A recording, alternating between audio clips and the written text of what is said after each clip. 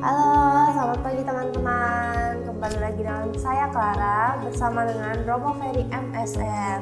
Halo adik-adik semuanya, rekan-rekan muda, ibu bapak, saudari-saudara, oma-oma, selamat pagi. Ketemu dengan kami Clara dan saya. Ya, jadi hari ini kami akan berbincang-bincang mengenai perayaan Ekaristi sebagai bagian dalam iman Gereja Katolik. Ya, selamat pagi ya Romo. Selamat pagi Clara. Ya, bagaimana kabar ya Romo? Puji Tuhan baik ya, berkat karunia Tuhan yang kamu juga baik kan? Iya Romo, baik. Tadi apa yang mau dibahas kita bicarakan? Mengenai perayaan Ekaristi Romo. Oke boleh. Ya, baik, langsung saja ya Romo, kita mulai. Baiklah, jadi untuk yang pertama ini saya ingin belajar lebih banyak lagi nih Romo mengenai perayaan Ekaristi ini.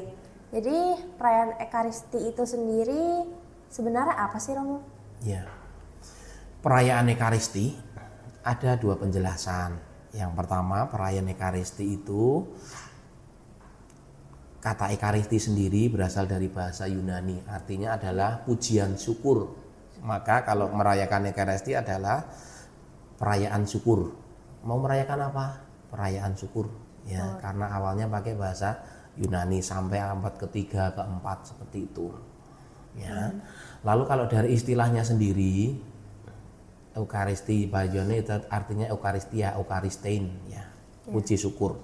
Tapi berkembang berikutnya ketika kita menggunakan bahasa Latin, pada akhir misa itu ada ucapan pergilah, ya, kalian diutus. Ya, pergilah saudari-saudara diutus. Dalam bahasa Latin adalah ite missa es. Ya, maka yang dipakai diingat orang-orang adalah misa. Ya, misa itu dari bahasa mitere, artinya mengutus. Ya, pergilah kalian diutus, artinya misa adalah perutusan. Ingin melihat dimensi bahwa misa itu bukan berakhir pada ketika di gereja saja, tapi Ekaristi itu berlanjut sampai pada kehidupan sehari-hari. Apa yang didapat nilai di situ, nilai-nilai rohani, berkat-berkat rohani diteruskan. Apa yang dapat di situ mengenai pengampunan, pengharapan diteruskan dalam kehidupan sehari-hari. Jadi Ekaristi tidak akan pernah berakhir karena dilanjutkan dalam hidup. Ini yang pertama ya. Lalu yang bagian kedua, bagi kita itu Ekaristi adalah sumber dan puncak dari hidup Kristiani, ya, orang Katolik. Ya, kamu sebagai orang Katolik, saya juga hidupnya adalah bersumber dan berpuncak dari Ekaristi. Di gereja itu ada yang namanya kanon gereja Katolik. Kalau ini kan kitab suci ya. Kanon itu mengenai hukum-hukum gereja ada di situ. Ya, pada bagian 1324 mengenai Ekaristi adalah sumber dan puncak, ya, kehidupan Kristiani. Jadi kalau kita orang Katolik, sumber rohaninya apa? Ya Ekaristi itu. Puncak rohaninya apa? Ekaristi itu. Kurang lebih dua hal itu ya mengenai terminologi atau kata Ekaristi. Terus yang kedua mengenai arti secara hukum gereja bagi kita Katolik itu apa, atau spiritualitasnya apa.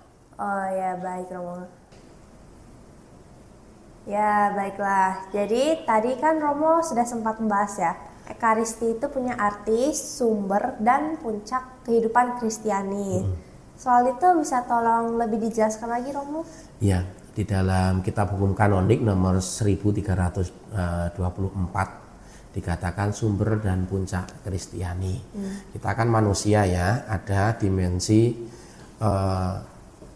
material fisik kita. Ya, kita kan punya tubuh, semuanya punya ya. Lalu yang kedua dimensi psikologis, kita sedih, kita senang, ya, kita bingung, kita gembira, ada dimensi itu. Tapi ada dimensi spiritual yang kita punya, ya.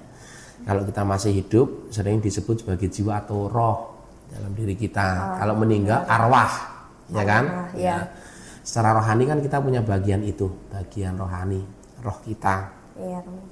Nah, sebagai sumber dan puncak karena kita adalah bagian dari hidup Allah secara rohani. Dan kita mendapatkan makanan rohani, ya, sumbernya hidup rohani kita, jiwa kita apa? Itu adalah makanan Ekaristi itu, sabda Tuhan dan juga tubuh Kristus, tubuh dan darah Kristus kan. Iya. Ya, jadi menerima tubuh dan darah Kristus sebagai kekuatan rohani. Karena kalau kita meninggal, yang pergi pulang ke rumah Bapa adalah roh kita atau arwah kita yang kembali. Jadi sumbernya itu dan puncaknya itu, puncak dari semua itu adalah kita diberi makan, kita diberi kekuatan, kita diberi pengharapan melalui tubuh dan darah Kristus di dalam Ekaristi. Oh, begitu ya Romo ya.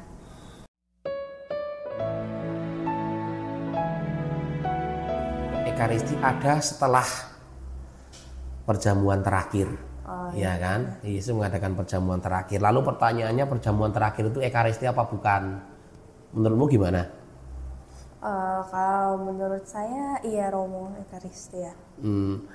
Kalau dilihat dari cara teologis, kronologi waktu, Yesus mengatakan, kenangkanlah ya, lakukanlah ini untuk mengenangkan daku. Jadi kalau kata-katanya itu Ekaristi itu ada setelah Yesus memerintahkan. Jadi itu adalah perjamuan terakhir dan cikal bakal atau awal dari Ekaristi, bukan Ekaristi seperti yang dimaksudkan Yesus, ya kan? Yang dikarenakan kan Yesus masih di situ, ya kan? Jadi Ekaristi setelah peristiwa itu, lalu para murid mengikuti yang lakukanlah ini sebagai kenangan akan daku. Jadi mereka melakukan seperti perjamuan terakhir, ya. Pada awalnya itu adalah seperti bukan sesuatu kegiatan ibadat, tapi lebih pada kegiatan kebersamaan di dalam doa. Makan-makan kan itu, ada rotinya, roti tidak beragi dengan apa? Dengan ada anggurnya juga kan. Ya, itu kan lebih pada konteks kebersamaan. Lalu dalam perkembangan berikutnya, Ekaristi ini menemukan bagiannya setelah mereka melihat kembali, kita tambahkan seperti ibadat orang Yahudi. Makanya di dalam Ekaristi ada ibadat sabdanya dulu, bagian awal kan, liturgi sabda. Kita punya bacaan pertama, Mazmur, bacaan yang kedua. Lalu pengantar Injil ini dasarnya diambil dari ibadat orang Yahudi yang membacakan itu, lalu dijelaskan di dalam khotbah atau homili. Ini bagian pertama nih, ada pertambahan nih. Lalu bagian Ekaristi mengambil dari Yesus itu. Ya, Ekaristi ketika mengangkat roti menjadi tubuh Kristus, mengangkat piala ada anggurnya menjadi darah Kristus. Itu menjadi dua bagian utama ya di dalam perayaan Ekaristi menjadi sebuah ibadat. Dan perkembangan selanjutnya itu kan pada zaman Konstantinus ya, raja yang di di Roma itu, 313 itu orang lebih bebas merayakan karena tidak penganiayaan, tidak ada. Lalu selanjutnya dari dasar itu Ekaristi ya, ada penambahan mengenai nyanyian lah, ada penambahan ritus-ritus tertentu, tetapi di dalam konteks gereja dua bagian utama, liturgi sabda dan liturgi Ekaristi. Itu perkembangannya yang kita kenal sampai sekarang ini itu.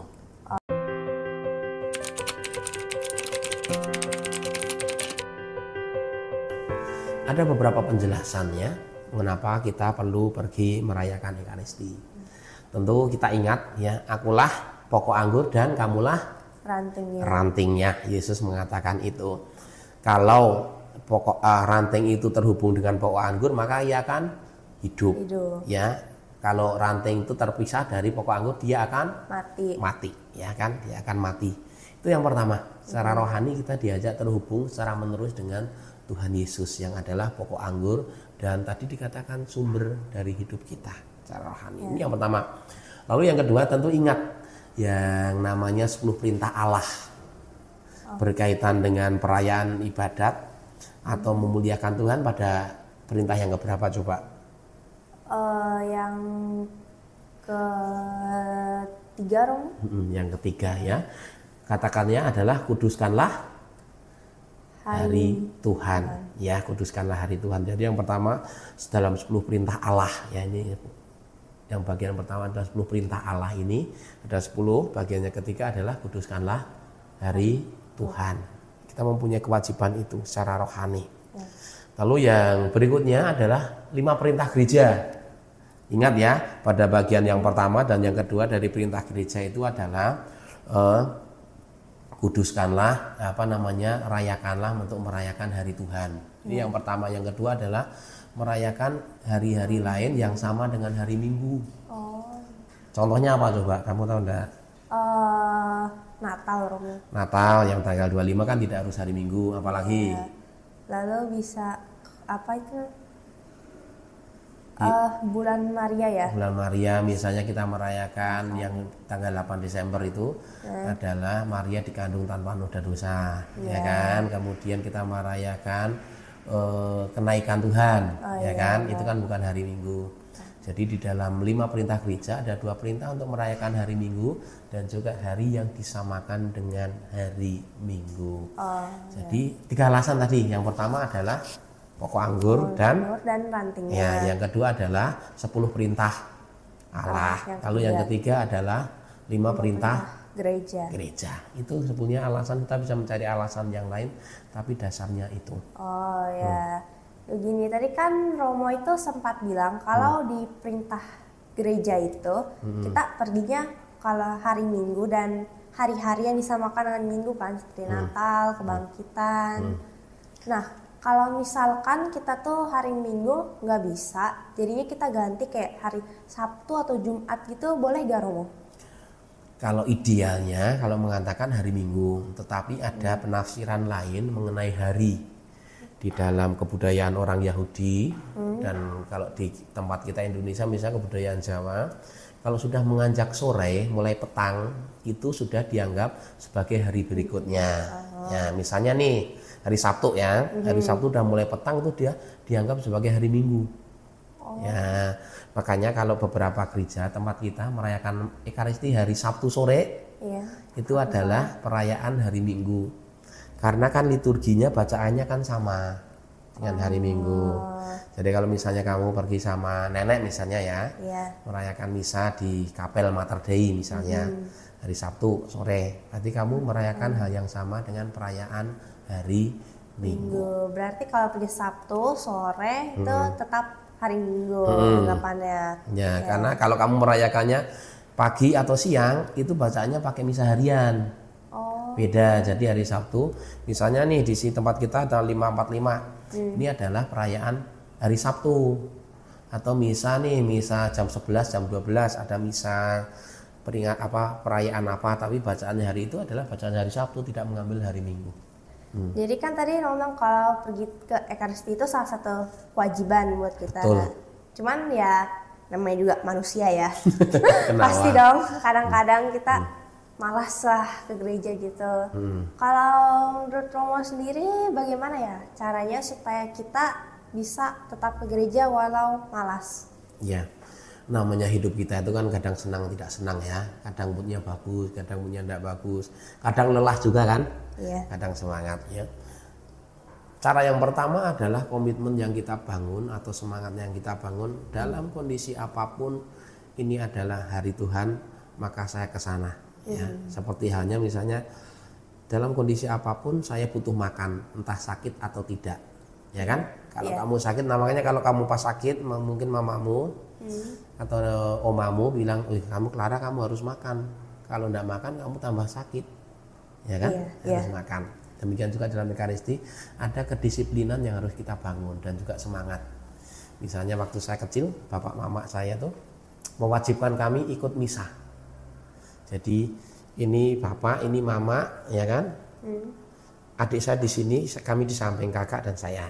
Jadi kami kan ada kakak laki-laki, kakak kandung, adik saya di tengah, kemudian saya. Jadi kami ke gereja tiap minggu itu wajib kami.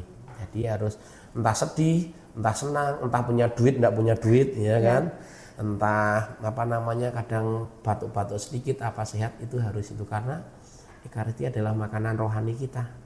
Jadi yang pertama entah senang enggak senang itu ini hari Minggu apapun kondisiku aku ke gereja. Karena kalau udah malas-malas nanti minggu depan aja enggak ke gereja Jadi itu entah kondisi senang enggak senang tetap ke gereja. Berarti Ekaristi ini kita anggap sih kayak kegiatan wajib sehari-hari. Wajib, kayak rutin karena memang bagian itu syukur Kalau kita bisa menikmati dengan lebih sungguh, tapi kan hidup kita kan tidak selalu dalam kondisi yang optimal kan ya. Oh ya. Harus merayakan, ini adalah kita rayakan ya, karena kita butuh makanan rohani. Ya Romo, baiklah ya. Untuk yang berikutnya ini kayak sepertinya sering terjadi ya dalam kehidupan kita sehari-hari.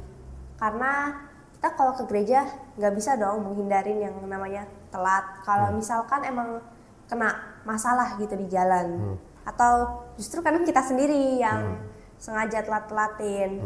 Nah, kira-kira kalau masih terlambat begitu, boleh tidak ya Romo menerima sakramen Ekaristi Komuni? Ya, ada dua hal ya. Yang pertama, kita boleh menerima komuni apa tidak itu di dalam ajaran gereja dalam kondisi layak. Ya, layak itu berarti misalnya tidak melakukan dosa berat.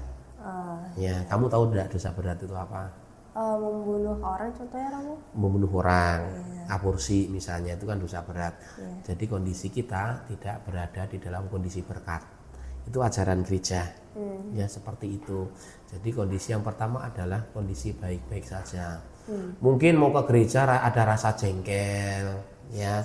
Mungkin ke gereja, waduh, ini tadi tuh kok malah kepikiran apa pas mau berangkatnya. Kan manusia lemah juga. Justru dalam kondisi itu jangan merasa waduh saya tidak layak, enggak. Justru dalam kita kondisi secara psikologi spiritual kadang sakit, tapi kalau kita dalam kondisi berkat, seperti Paus Fransiskus mengatakan, gereja itu seperti rumah sakit, bukan hanya menjadi tanda berkat tapi juga tanda penyembuhan.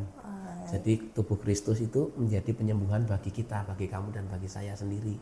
Ya kan? Ini yang pertama. Lalu kalau misalnya telat-telat, bagian kedua adalah alat ukurnya adalah kita sendiri yang tahu. Misalnya satu, loh ini Clara ini kok baru datang sama omanya ya, padahal udah jam segini nih ya. Udah mulai bacaan pertama nih. Yang bisa mengukur adalah hati nuranimu. Apakah saya layak apa tidak? Karena dalam gereja dikatakan seorang yang layak menerima Ekaristi atau komuni adalah orang yang merayakan Ekaristi secara penuh. Penuh itu apa? Dari awal, ya misalnya datang 1/4 jam 10 menit. Kemudian setelah misa duduk doa sebentar baru pulang. Jangan pas selesai komuni langsung kabur, ya kan? Atau nanti udah kita datangnya pas komuni adalah biar cepat. Ya, nah, dalam kondisi penuh dia layak menerima tubuh Kristus karena mempersiapkan hati kan. Nanti kalau misalnya datangnya terlambat nih, kan macam-macam ya. Kalau biasanya terlambat ya memang tidak boleh dikatakan niatnya kurang, ya kan. Mereka sendiri harus menilai sendiri, bukan romonya atau bukan orang lain. Tapi kalau misalnya biasanya itu saya datang udah biasa 1/4 jam belum misa, oke. Nah, tapi hari ini karena tadi itu ada nolong ibu-ibu yang kok jalannya karena sudah lanjut usia, diantar ke rumah udah diantar dulu baru berangkat, ya. Kamu bisa menilai itu layak apa tidak kalau terlambat. Ya. Berarti kita cukup menilai menurut hati nurani kita aja ya Romo. Ya, hati nurani yang jernih ya kan. Ya baik Romo. Oke, baiklah Romo. Tanpa terasa ya kita sudah sampai ke pertanyaan terakhir. Boleh. Ya, langsung saja ya. Kira-kira bagaimana sih caranya supaya kita ini tuh bisa mengikuti perayaan Ekaristi dari awal sampai selesai dengan hikmat? Ya, yang pertama adalah sebelum Ekaristi. Ya, misalnya ada beberapa banyak orang yang sebelum Ekaristi itu membaca bacaan yang akan dirayakan. Misalnya hari Minggu nih, ya. Ini misalnya ini hari Sabtu, besok hari Minggu mau merayakan Ekaristi besok, udah bisa membaca kitab suci atau langsung kitab suci atau buku-buku itu loh, bacaan itu kan ada. Ya, ada beberapa terbitan bacaan, kita membaca itu, ataupun misalnya melalui HP ada e-Katolik itu loh, ya kan, ada aplikasi kan, nanti baca itu dulu sehari atau sebelum berangkat misa membaca itu.